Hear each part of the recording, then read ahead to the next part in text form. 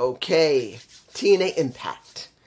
Before we get started, I got to address this. I'm going to address this now because I know someone's going to ask me in the comments, and even when they see this video, they're still going to ask in the comments because they're going to try and be slick about it and say, well, can you say something? No. I'm telling you right now, I know about Vince and the allegations. Someone already left a message there. I looked at Tuesday Night Titans before that, maybe about a few minutes before the comment was left on my AEW Dynamite review. I don't think it was TNA. I think it was AEW Dynamite. So they left a comment right after I saw a little bit of Tuesday Night Titan. It was only about 8, maybe 10 minutes I watched. So I'm telling you right now, I am not doing a gut report on it now. I know you're going to want me to answer something down below. I'm not doing it. I haven't had a chance even to get to the Netflix because I've been busy doing some stuff. So I haven't even prepared to even look at the websites that I normally look for some good information about Netflix and see what take I can give on it, because this is just my interpretation of what's going to happen when Netflix takes on WWE, not WWE Raw. This is one thing people are not understanding. This is not about Raw going to Netflix. This is about the entire company moving to Netflix. So I want to see if there's any other information next to Raw. Because remember, when they move everything, remember, right now Peacock only has a lease with them to show their PLEs for another year and a half, maybe, near 2, and then they're done. There's a good chance that's going to Netflix. So I want to look up all information necessary to tell you what might happen, my interpretation. Until that's done, I'm not doing the Vince allegations. For what I understand from Tuesday Night Titans and JD, there's a 60-page affidavit, I believe that's what it's called, a huge 60-paper that even begins to talk about the allegations. I'm not going to read all of it, but I at least got to see some of it. So I'm not going to do anything until I look it up, read what I can understand, and then give it to you in a digestible way that's going to make sense, not just for me, but for yourself. So please be patient. It's going to take a while. It may take a couple of weeks because new stuff is going to come in, just like with Netflix. Remember, this is going alongside Netflix. This is going alongside Netflix. So until we know what's going on with Netflix, I won't do the Vince stuff. And when Vince comes out about what's going on in court, there's going to be new stuff coming out immediately. Trust me, this information's already been put through the courts. It's already been put through the courts. New stuff will be coming out, and whatever I say is going to be old. So let me have a little time to at least try to understand what I'm going to be looking at, because I'm not a lawyer. And remember, this will not be fact, all of it. This is my interpretation of the evidence and information that is available. Now, breathe. Breathe. I'm doing it backwards instead of going, and then breathe. I'm doing it backwards and going, breathe. Breathe. Okay, what do we get here in TNA? I'll give you this. This was a good show. It has flaws, but it's a good show, and you wonder where they're going to go next. Opening. Now, unfortunately, there was someone who supposedly has passed away. As I turned on TNA, I briefly got a chance to see him, and then it was gone. I don't really know who that was, because literally, as I turned on TNA, they flashed the guy's face, and his name was there. I didn't even get a chance to really look at it quick enough before it was off the screen, and then they started doing the montage from last week. So whoever that was, I don't know who it is. If it's somebody I know or someone I don't know. So if you ask, I can't tell you who it was because there was less than 3 or 4 seconds, and I'm going like, who's that? And then it was gone. So if you want to tell me below who it was, go ahead. And if it's the one I know who leaves me to Sonic, leave me something digestible this time, just this time, because there's a lot I'm got to do.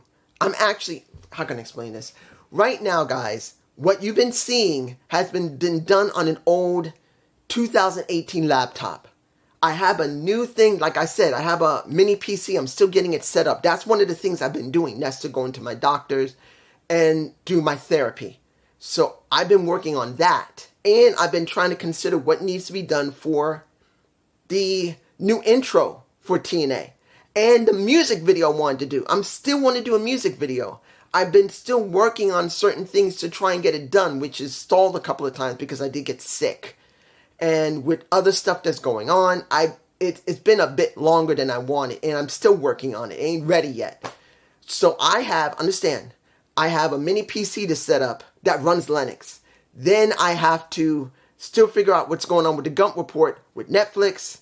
Then the other one with Vince.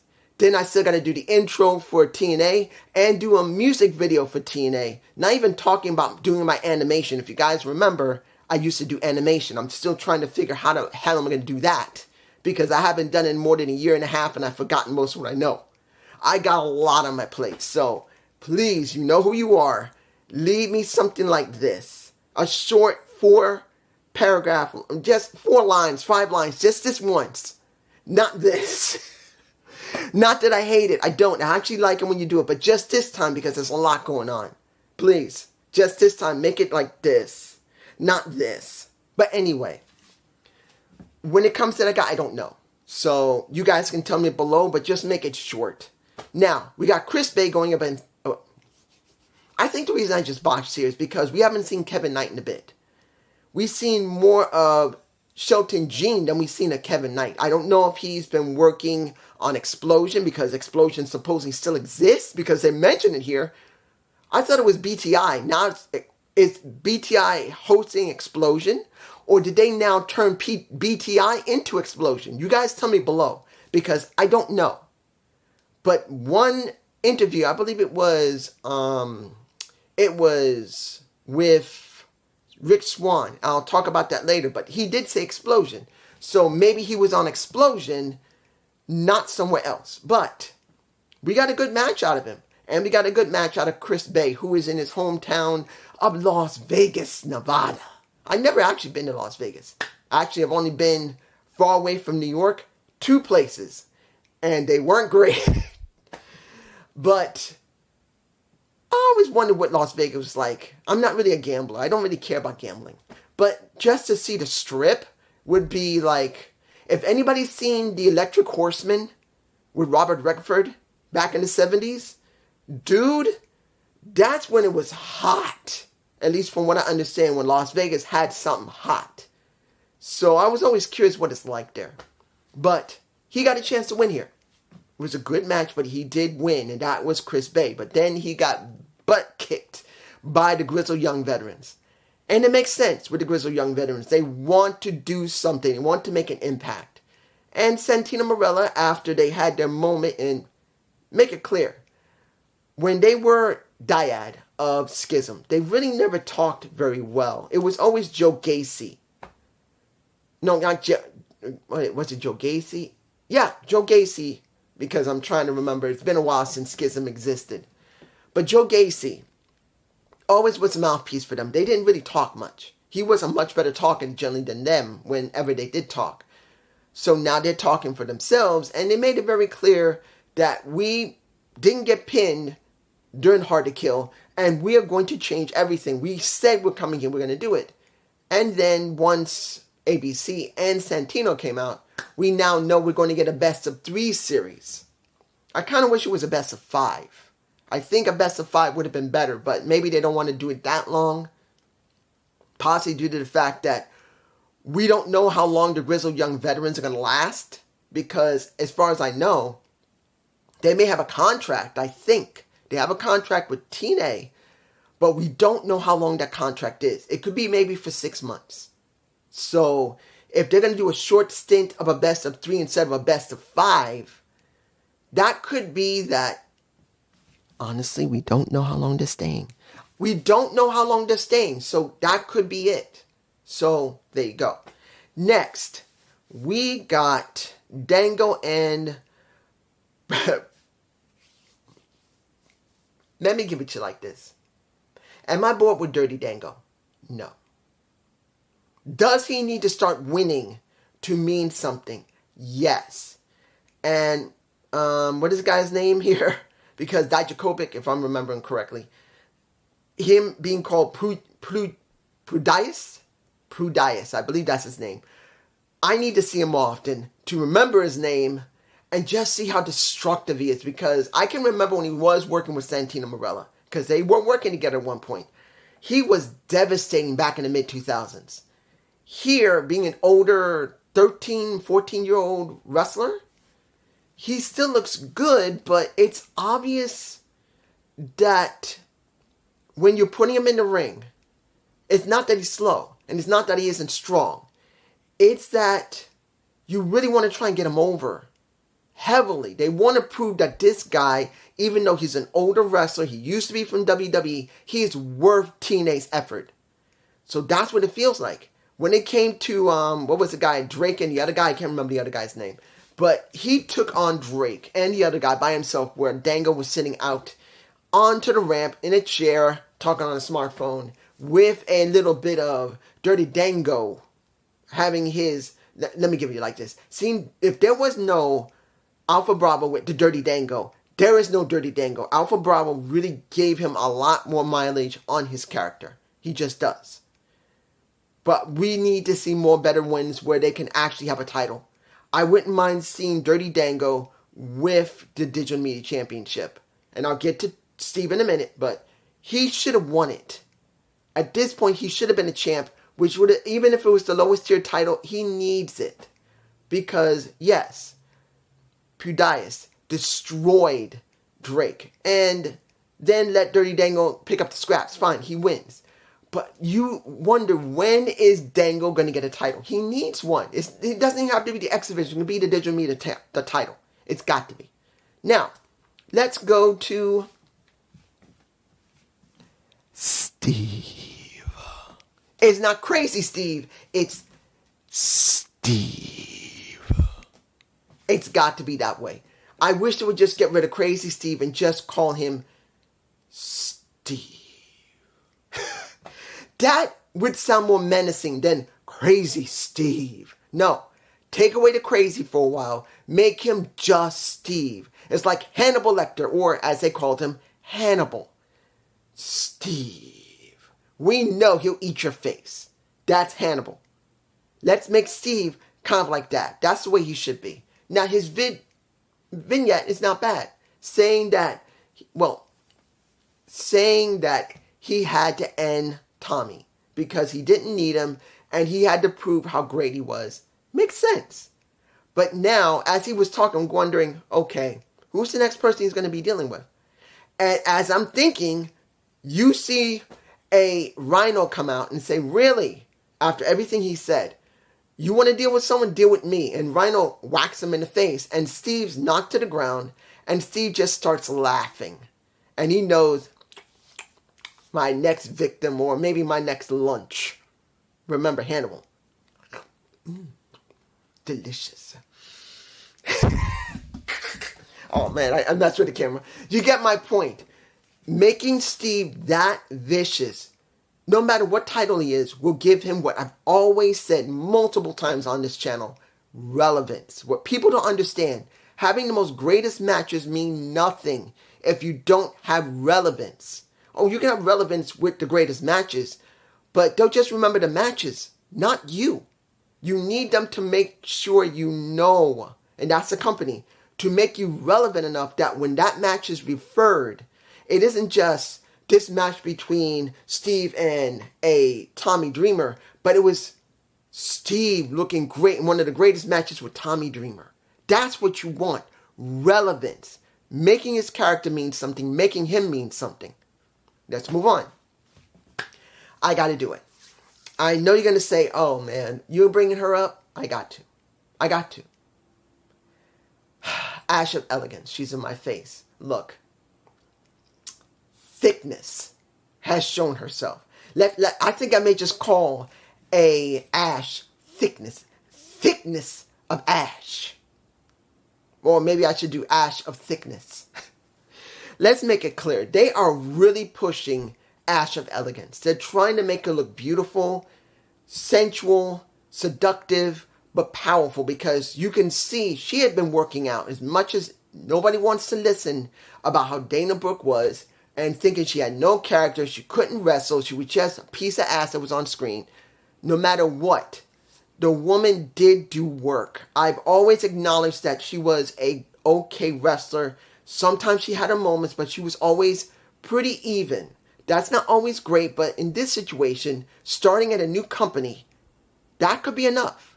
But the question is not just about her ring ability. It's going to be one major thing.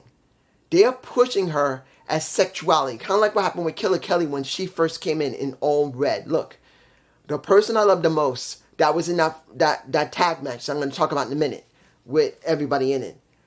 Always the first person there is Killer Kelly. She is one of the most beautiful women. She's a damn good-looking Portuguese woman. But this is what they're trying to do, like they did with Killer Kelly when she first came in.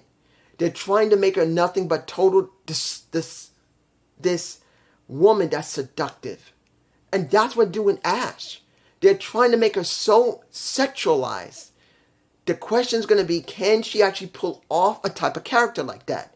As much as you want to see the titties and ass. Let's not lie about it.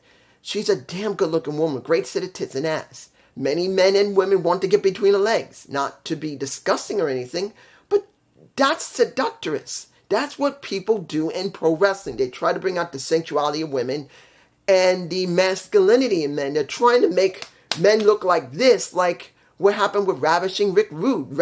The man was ripped.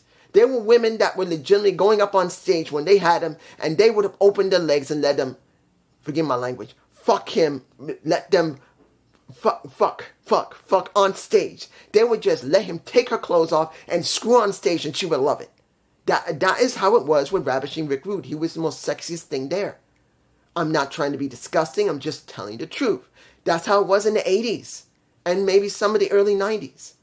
So that's what they're trying to do with Ash, making her so sexualized, somewhat like a Gazelle Shaw, but cranked up to 10, a little bit more than her. And that is what it looks like. A good segment. Now, let's go to the match that I'm like,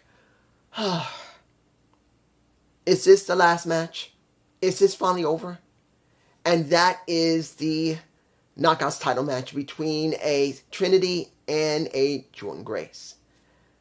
I was hoping a little bit that before the announcement of the 6-man tag, I was hoping that this would be at the end of the show. But they chose to put it at the 1-hour main event. Well, technically it was nearing the 1-hour main event, and then it started. And then we had it for quite a while. It was a long match. This is the one thing I'll say about TNA. Whether you don't want to believe that's, well, I'm botching here. Because I know people are saying, well, look at WWE. They're getting it right now. They're beginning to get it right. Yeah.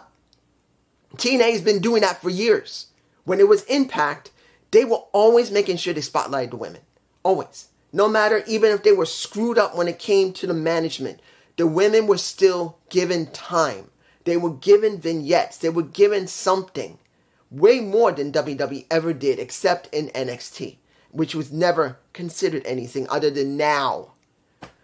But this was a damn good match. You see Trin shake a Jordynne Grace's hands and then decked the crap out of her and just started trying to beat the crap out of her while the match was going on. Everything she could. But then I noticed something. And this is me. Because I've watched Trinity Fatu, Naomi, for many years. For more than a decade. Since the Funkadactyls, I've watched her. I watched this woman. I mostly know when you can see, well for me, when you can see she's into the match and when she's not 100% into the match. Now, it kind of felt like at one point she was not 100% into the match. But that was very brief. So it doesn't mean that she's finally leaving the company. And I'm sure she probably is. But it wasn't like how it was in WWE. If you're going to go from SmackDown to Raw or to NXT and you have to job to somebody before you leave. And a lot of times, a lot of wrestlers have to kill themselves. Or in Trinity's case, particularly when she was in a tag match with Sasha, you could tell she was not happy because of how her performance was. She was trying so hard to make it work. And you could tell she was not into it. She was just phoning it in, even though she was pushing as hard as she could to deal with it because that's her job. Here, at one moment, it looked like she kind of was not going all the way with it. But then it just picked up. And it didn't really feel like she wasn't into it. Like, I don't give a fuck about this because this doesn't really mean anything. No. It just at one point it dropped and then it went back up. So it could have been that she might have actually been tired. Maybe.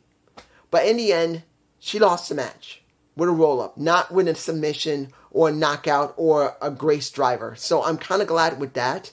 But the moment she was done and she got up and shaked Jordan's hand and said, okay, who's coming out? And it was the Gazelle Shaw and the crew beating them all down and nailing Trinity with a dema. Not like Diana Purrazzo getting it 3 times. She only got it once. And this is where it gets a little confusing. If you want to get someone off TV completely, like it was for Jordan Grace, she needed to go away for a little while. She had to have not one, but roughly 3 or 4 demonts to the face. But when it came to Trent, she only had 1. So it's kind of confusing. If Trent is really going to WWE and Royal Rumble and going there, she only got nailed once. I would have thought they'd try to take her out completely, so it would just look like she couldn't work anymore and she's just gone. But only gave her 1 hard nail to the face. So I'm kind of confused. Does that mean that she's already done more than a few tapings before leaving? Because that's also a possibility. I just don't know. We're going to have to see. Now, the tag match of, I'm kind of going out of sequence. The tag match of MK Ultra, Danny Luna, and Jody Threat. Now, we heard there was something wrong with MK Ultra. And I will get to DK after this. Don't worry, I'm not forgetting them. But there was a question because some people said that MK Ultra was having some type of problem. Either there was a problem between each other or one of them was having an issue. So seeing this match, and yes, they did have a couple of mistakes in it, supposedly miscommunication, you wonder what the hell's going on. Is there really some problem, or was the problem already resolved and they're back on track again? I do not know. I haven't checked, and to be honest, I don't want to check. Like I told you guys, for me personally, I don't do a deep dive into pro wrestling. If I go too deep into pro wrestling, like what I have to do for the Netflix Gump Report and the Vince, I gotta at least do good enough of a research to understand what I'm saying without botching so much. But normally I don't. I don't do heavy research like JD or Alex. I'm not like them. If I go too much into something, I can turn myself off. This has been one of the longest things I've ever done in my life that I'm actually happy to do. And I don't want to mess it up by trying way too hard, because I know if I try too hard, I'll just turn myself off and not want to do it anymore. And you will never see me again. That's if I started going too hard into it. I would probably just fall off and not want to do it. Or maybe take a break. I don't know. Until I get interested in it again. But that's just me. I don't want to do that. So if there was a problem with MK and they got to straighten out, great. If there still is and there's information, I don't want to know. That's just me. Moving on. Now, when it comes to Decay, their vid pack. It was very similar to Crazy Steve. Or Steve. Sorry, it peaked my mic. I'm sorry. I didn't mean to make it peak and hurt your ears. I'm sorry. But it was very similar in the same vein as Steve. Steve's the same thing with them. Since Decay had Steve with them, Steve and Decay have a similar vignette style. Black and white, similar. That Steve was in a place that looked black and white, and Decay, Rosemary and Havoc were in the same situation. All white. Seeing Decay, seeing that they are back to form, that they took a break, and they allowed their hosts to be what they were, and then they decided to come back when the time was right, technically, because they were trying to say that it was a plan to let Courtney and Jessica be what they were. It was all planned. It was planned. Like that. And they said now that Decay is back, and they did the very old Decay and the scream, Decay! I'll give it to like this. Is it good to see Decay back? Yes. Because it was time to switch back from Jessica and Courtney Love. Not that I hated it, But let's make this clear. There wasn't a lot of Courtney Love and Jessica segments in the back to make it even more interesting. They kind of just did the basics, and then that was it. That's it. I think they made a missed opportunity there, kind of like, especially when it came to the Impact Provisional Wrestling Federation, where they didn't show up. But wouldn't it have been interesting if you saw like a Rosemary or a Jessica show up, like the flip side? But we didn't get that.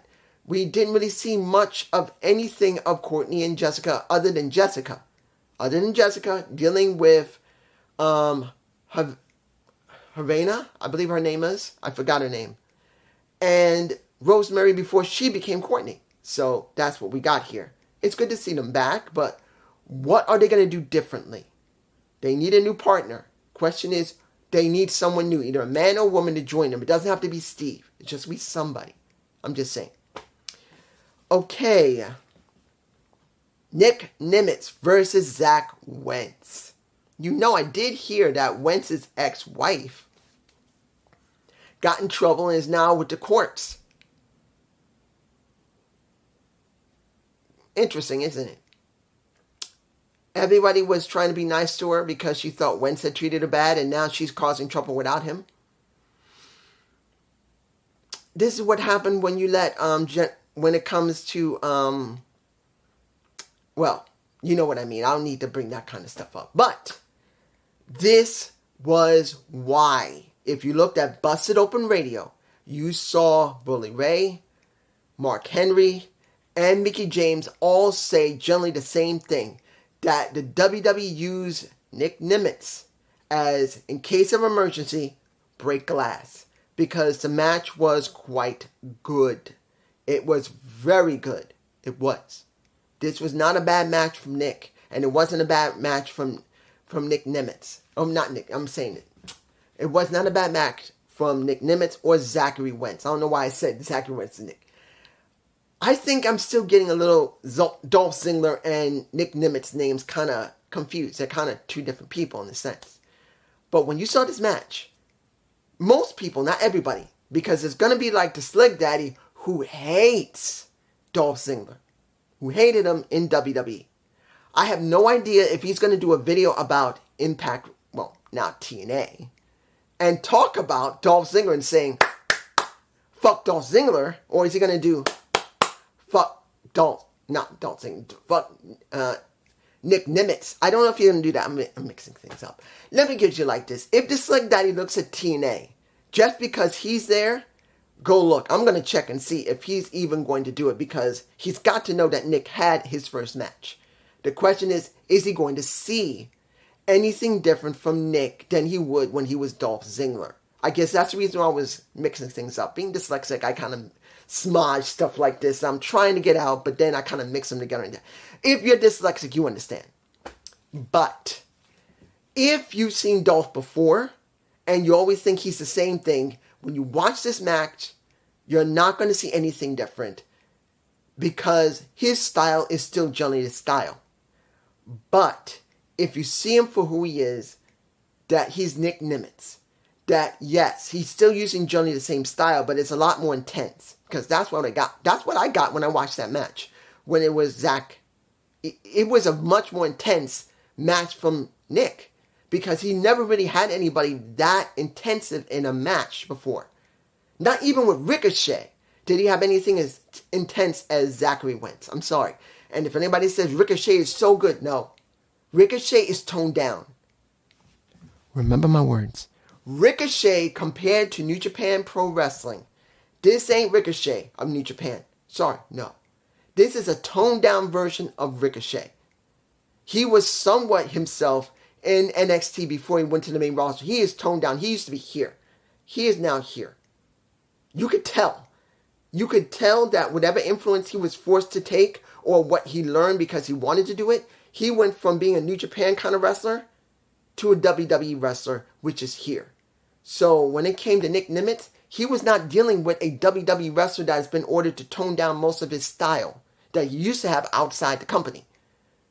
Wentz wasn't doing that. Wentz literally was being a member of the Rascals, where he basically is doing this and kick you straight in your head.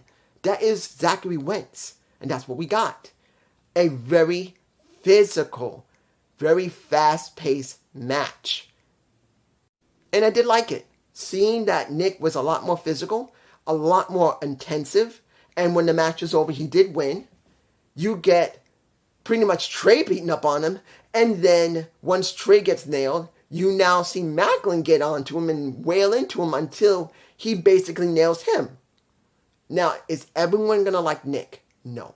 I'm going to make it clear. I could tell there's going to be a lot of people going to say, oh, is Dolph now in TNA? What is he called? I don't know who Dolph is. What's his name now? There's going to be people that's going to be like that. And there's going to be people going to say, oh, please, he's just the same way. If you're closed-minded, this is what you're going to see. You're going to see what you want. You're going to be just like this. You're going to be just like with a horse that has blinders on. You're not going to see nothing else than what you want. But if you have an open mind, you will see he's more intensive. You will see that he looks like he's having a lot more fun. And you're going to see the matches are going to have a different tone. Let's make it clear. No matter how much people don't want to like Nick, when he was in WWE, whenever he was in a match, dude, he always made that match mean something. Like a Kofi Kingston. Same style. In the sense that they always busted their butt and they always tried to make it mean something. And that's what Nick did. Now, the question is going to be two. One, how are they going to book him? How? Because he's got to go through the main roster. He cannot just skip to go to Moose. He's got to go through everybody. And then two, how are they going to give his character? That's going to be a question. Yes, they made the character. This is a guy that's been homegrown in WWE. He never went anywhere. And they're going to have to probably frame that in his character. But they got to make sure they don't just make it a typecast. They got to give him more variation. He's got to be more of something. That's going to be the question. Let's see. Anything else I'm missing here? Sound check. I gotta say it. Sound check. With Alan Angels. His first guest, Josh Alexander. Are you really going to do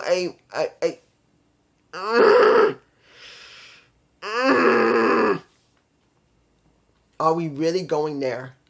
Where we're going to have a talk show with Alan Angels, sound check, and his first official guest will be Josh Alexander.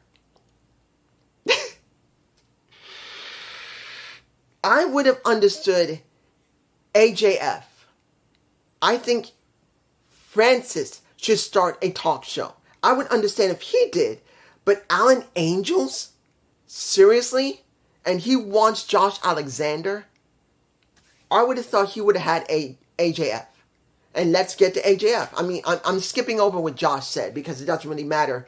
We already know what he wants to do. He wants to be the mainstay. But the thing is, let's talk about what happened with Kaz. Frankie Kazarian had a little moment where he said, I'm not going to talk about it now. I'll talk about it next week.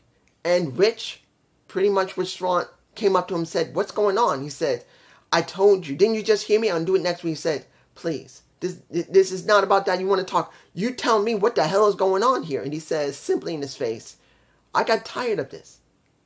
You should think about it yourself. You should think about not wanting to be second. And the moment that he walks away, we got AJF. Yes, AJ Francis coming up to a Rich Swann. And he says, boy, you should listen to him. I saw you on Explosion. This is where I heard him talk about Explosion. And I didn't even know Explosion still exists. I thought it was BTI. Did they reboot it back to Explosion? Tell me below because I don't know. Has BTI gone away and now it is TNA Explosion because they used to have it? So if they are, let me give it like this. If they're going somewhere with Rich Swann and AJF, I don't know how this is going to work. I don't know what they're going to do with Who Kid and AJ, and I hope I didn't say MJ. If I did say MJ, I'm sorry. AJF. I'm just like, I don't know. Let's make this clear. I'm not against AJF. He is a damn good talker. He's smooth. He was the next to a Strickland. You obviously could see that Top Dollar could talk his ass off. but when he went in the ring, he just looked bad. He just didn't look very good. Adonis and Swerve were the best wrestlers in the group.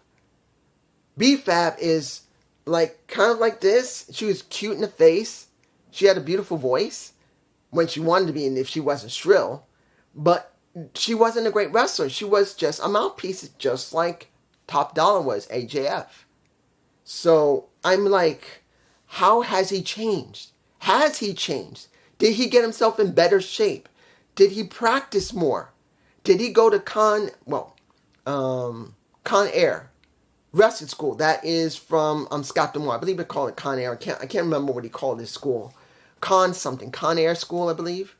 But I'm sorry, guys, I don't always remember. I'm an old man. I'm slow. But did he go to the training school Scott D'Amore did? Did he work with him? Did he try to refine what technique he already has? That is a big question, guys. Let's make this clear. Whether he's signed there for about 6 months or a multi-year deal, he must improve his style. Because talking's not the problem. The mouthpiece problem is not the problem. The charisma is not the problem. It was his ring work. Why do you think he got chewed out when he tried to do a helo over the top turn rope? Didn't happen. He didn't even jump over the top turn rope like Angelo Dawkins, who can fly over the top turn rope. The boy is in great shape, but Top Dollar was not. He flipped over, nailed his knee into the ring skirt. Lucky he didn't basically crack open his kneecap, and was literally hounded and joked with on air by Michael Cole, the mouthpiece of WWE. He wasn't getting him over. He was just belittling him and screwing with him because he was stupid enough to try and do something he shouldn't have done. So let's hope it's something better. I'm not like everybody else who would basically make fun of AJF. I'm not doing it to AJ Francis. I'm just being honest here. Did he improve his ring style? That's what I'm hoping for. Let's move on to the final match. 6-man tag. If I'm forgetting anything, I'm sorry. 6-man tag. The System. Then with the Motor City Machine Guns and Azuki Okada. Now, here's the thing. He has not been in a ring since, 2014. Before TNA became Impact Wrestling officially. It was Impact Wrestling on the show, but they didn't officially turn themselves into full Impact Wrestling for their branding until 2017. Understand what I'm telling you. Because everyone's going to say, no. They were already TNA. They weren't then. Look, when you watch the show, there was Impact Wrestling in 2012. They started it in 2012. They announced it in 2011, but it didn't change over until 2017 officially, after Global Force Wrestling merged with them. So, when you think about it, Okada has not been there for 10 years. And I know there was, the one who leads me to Sonnet, had made it clear in his comment that Okada was being treated badly. He was being treated, it was racist. And I told him, you don't know that. I'm not telling you that Vince Russo was the greatest writer. I'm not. He wasn't great in WWE. But we do not know if it was being racist. As I've said, stereotypes in pro wrestling has been there for nearly about 90 years. Wrestling's been around almost the same time as my mother was born, back in 1929. Yeah, I'm from the older generation. But you cannot say that it's still not there. They do this all the time in any promotion. Any gimmick could be stereotypes, could be this is how the white guy's got to be. This is how the black girl's got to be. This is how the Asian girl and guy got to be. And when it came to Okada, if Vince Russo gave him the opportunity to become like the Green Hornet, maybe Okada was okay with it until Russo wrote badly for it. He might have said, okay, I'll give this a shot. I always liked Bruce Lee. Maybe he might have said that. But then, if he didn't write correctly for it, Okada, of course, is going to be pissed out of his freaking mind that the booking and writing for his character is shit. I wouldn't blame him for being mad. So if he didn't even feel comfortable coming back to TNA, Impact Wrestling, and now TNA again, I don't blame him. They even announced it while they were on air, saying that for years ago, when he was there, he was not treated correctly. And it's understandable that we never thought we ever see him again. And when he came to the ring, after the system came in, he hits and touches the mat of TNA. You could tell that meant something. That here, TNA was going to show him some respect. This version of it. And he was willing to do it. So the match was actually pretty good. Seeing Okada with Moose was the main thing. And everyone was cheering. They were cheering for Nick Nimitz. They were cheering for Trinity. And they were cheering heavily for Okada. And eventually, when the match was done, it was a pretty fast-paced match. They did win. Now, here's the thing. It was a good show. It did have a few things that could be worked out a little bit. Because we need a little bit more what's going on, like with Nick. We need some more stuff that's going to happen with Trinity. We don't know if she's leaving now. Maybe she did a couple of more tapings if she already has done it. Has she done some tapings already? And we will see her this Saturday at the Royal Rumble. Still don't know yet. If she doesn't show up at the Royal Rumble, that means she's still in Impact Wrestling. I'm saying Impact. TNA Wrestling or going to AEW. We don't know. If she does not appear in the Royal Rumble, then either she's going to appear in AEW or she's still in TNA. We don't know that. But there are still things that are a bit of a question. Where they're going to go with it. But I will say it's not bad. Now, the one thing I don't know if anyone's going to ask me, but I am going to say this. After hearing that Okada might go to either to NXT or the main roster, because people are already saying he's WWE bound. I don't know. I don't know if he'll go to NXT or he'll go to the main roster. To be honest, if he was smart like AJ wanted to, he would go to NXT and work out how they like this style. Because AJ had to figure out how their style compared to Impact Wrestling, TNA, New Japan Pro Wrestling, how their style worked before he really got his footing in the main roster, Raw, SmackDown. So if he was smart, he would go to NXT. But then people are going to say, Okada on NXT, that's stupid. I don't know what else to tell you. But this is just me. Peace. And I should be doing my SmackDown review. But let's see.